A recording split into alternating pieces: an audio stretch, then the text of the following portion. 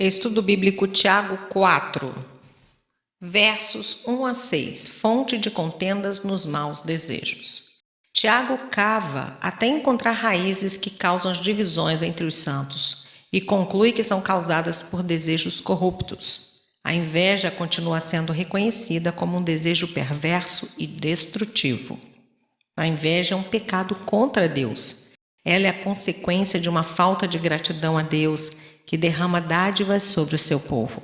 Também é resultado de procurar no mundo seus dons, em vez de buscá-los em Deus. Nada têm, porque não pedem. Verso 2. Falta de confiança de apresentarmos as nossas necessidades a Deus. Orar pelo que necessitamos e desejamos demonstra sabedoria. Quando deixamos de nos aproximar de Deus em oração a respeito das nossas necessidades, somos propensos a recorrer à ganância e aos esforços humanos. Pedem e não recebem. Pedem mal. Verso 3.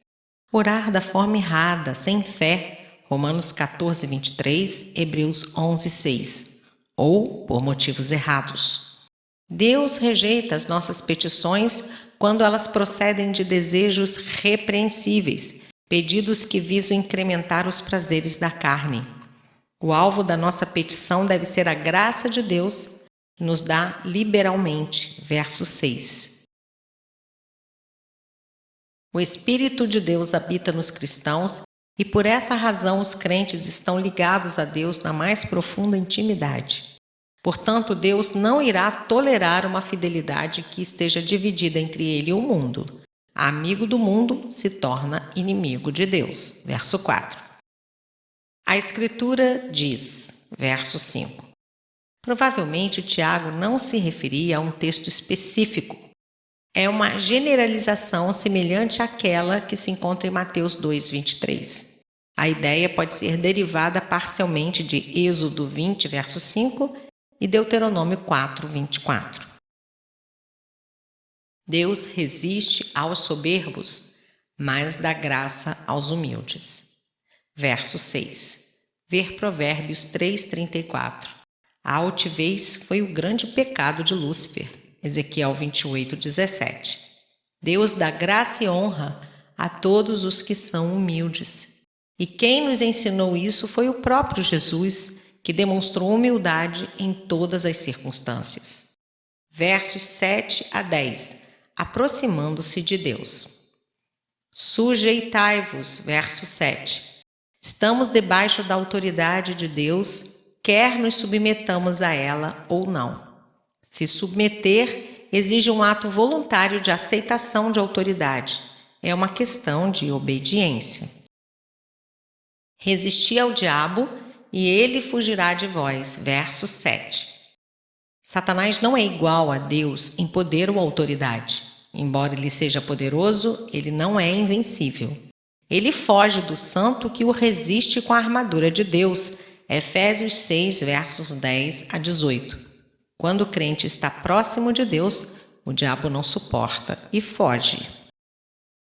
Afligi-vos, lamentai e chorai, verso 9. Essa é uma convocação para um arrependimento sincero, isto é, que inclui atos que demonstram contrição. A certeza de perdão e transformação para aqueles que com honestidade e sinceridade buscam a face de Deus. Versos 8 a 10. Versos 11 e 12, calúnia. Maledicência é relatar falsidades a respeito de alguém com o propósito de destruir-lhe a reputação. Geralmente procede da inveja e sempre reflete a obra de Satanás. A palavra grega para diabo significa caluniador. Caluniar um irmão destrói a comunhão e infringe a lei do amor. O caluniador se coloca acima da lei. Não podemos julgar nosso próximo, mas é apropriado que o cristão saiba discernir entre o bem e o mal, até mesmo dentro da igreja. Provérbios 2, 6 e 20, verso 5, Efésios 5, versos 8 a 10, Hebreus 5, 14 e 1 João 3, versos 8 a 10. Versos 13 a 17. Submissão à providência divina.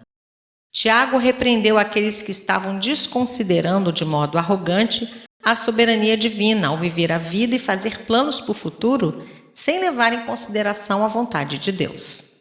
O pecado da presunção está estreitamente relacionado com o pecado da soberba. A palavra "se" do verso 15 refere-se aos acontecimentos futuros que são condicionais ou desconhecidos. Tiago reconhece que, em relação aos planos futuros, o controle da nossa vida está nas mãos de Deus. Eclesiastes 9, verso 1. No verso 17, os pecados da negligência e da omissão estão em vista.